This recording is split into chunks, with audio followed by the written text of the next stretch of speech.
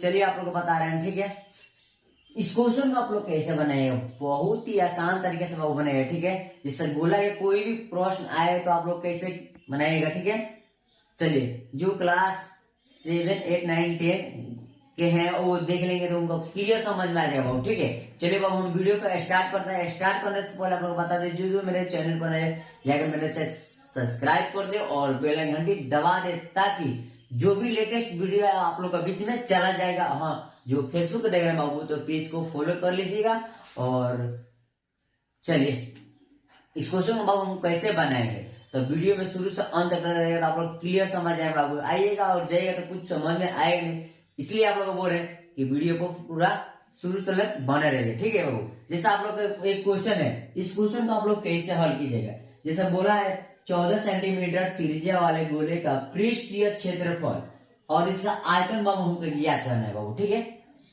पृष्ठ क्षेत्रफल हमको आयतन ज्ञात करना है तो हम कैसे करेंगे, चलिए बाबू। तो इसका एक फॉर्मूला होता है जो आप लोग का सीखना बहुत ही जरूरी है, क्योंकि इसी फॉर्मूला पर क्वेश्चन को बाबू हम हल करते हैं, ठीक है। चलिए तो जैसे बोला है जैसे गोले का पृष्ठ के क्षेत्रफल को फॉर्मूला क्या होता है बाबू, यहाँ लिख देते हैं सूत्र, ठीक है, यानी फॉर्मूला, ठीक है। तो गोले का पृष्ठ का क्षेत्रफल क्या होता है, तो देखिए यहाँ ध्यान दीजिए। तो गोले का पृष्ठीय क्षेत्रफल क्या होता है बाबू, तो इसका क्षेत्रफल इसका क्या होता है, तो इसका सूत्र होता है 4 पाई क्या चीज r² होता है। तो यहां लिख देंगे बाबू हम 4 पाई r² होता है, ठीक है। क्लियर, ये इसका एक सूत्र होता है, ठीक है। और क्या बोला है बाबू, पृष्ठ क्षेत्रफल हो गया और इसका आयतन क्या होता है, तो गोले का आयतन बराबर क्या होता है बाबू। तो चलिए ध्यान दीजिए, इसका एक और इसका फॉर्मूला देख लीजिए। तो गोले का आयतन बराबर क्या होता है बाबू, 4 बटा क्या चीज 3, तो 4/3 क्या चीज पाई r² है, यहाँ r³ होगा बाबू, ठीक है। तो गोले का आयतन बराबर 4/3 पाई r³ होता है बाबू, ठीक है। और पाई क्या होता है बाबू, तो पाई मालूम नहीं है तो ध्यान दीजिए। और r क्या है, r को क्या कहते हैं बाबू, r बराबर, r को क्या कहते हैं, त्रिज्या कहते हैं बाबू, ठीक है। r क्या कहते हैं, तो त्रिज्या कहते हैं, ठीक। और त्रिज्या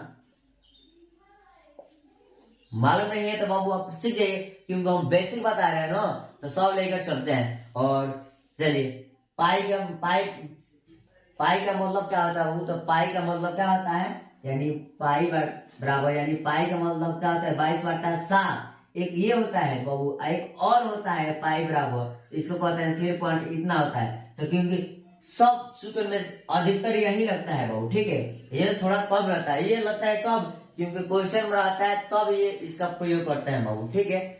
नहीं तो इसी को हम लेकर चलते हैं यानी बनाते हैं, ठीक है। तो इतना क्लियर हो गया बाबू, इसका ये फॉर्मूला होता है, ठीक। इसका एक फॉर्मूला होता है, क्लियर हो गया ना, तो आप लोग बाबू सीख गए, ठीक है। ये समझ रहे हैं तो आप लोग ये क्वेश्चन को बहुत ही आसान तरीके से यानी बारीकी से आप लोग समझ लीजिएगा, ठीक है। जो नहीं जानते हैं बाबू पहले ही सीख लीजिए और जाइएगा स्कूल में और कॉलेज में, तो स्कूल में बना लीजिएगा। चलिए ये हो गया, हम बाबू क्वेश्चन को हम लोग सॉल्व करते हैं, ठीक है। तो कैसे सॉल्व करेंगे ध्यान दीजिए। तो सबसे पहले लिखेंगे क्या चीज बाबू, दिया है, तो क्या दिया है,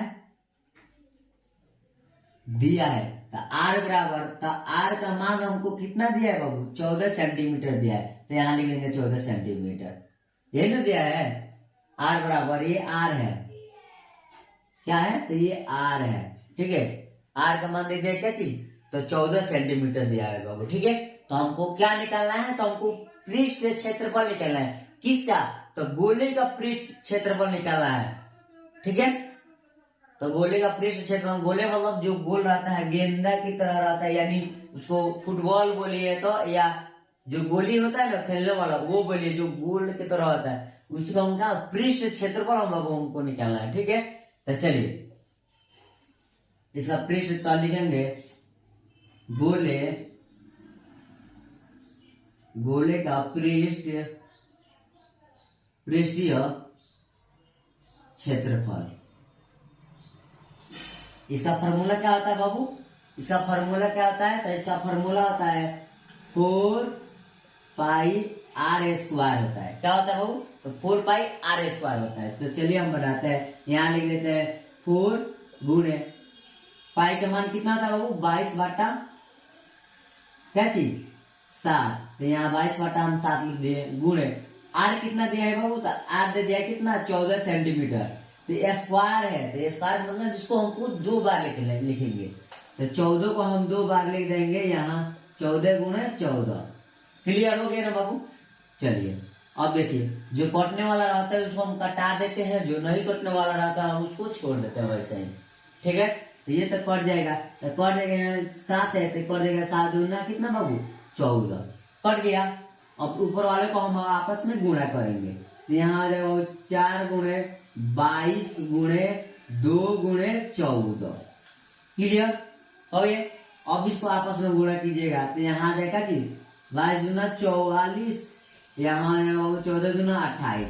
अब इसको आपस में गुणा कीजिएगा, इसको आपस में गुणा कीजिएगा तो कितना आएगा?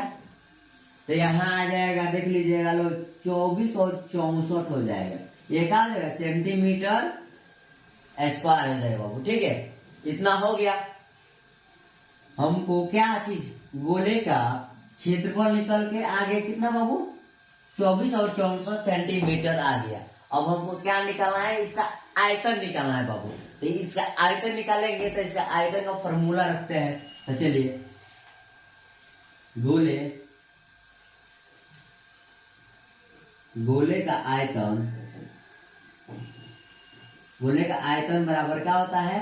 तो इसका होता है 4/3 पाई आर क्यू होता है बाबू। इसका ये फॉर्मूला होता है। ठीक है, क्लियर? इतना आ गया ना बाबू? सूत्र भी देख लिए और सूत्र को यहाँ रख कर प्रैक्टिस भी आप लोग करा रहे हैं बाबू। ठीक है, इतना हो गया बाबू।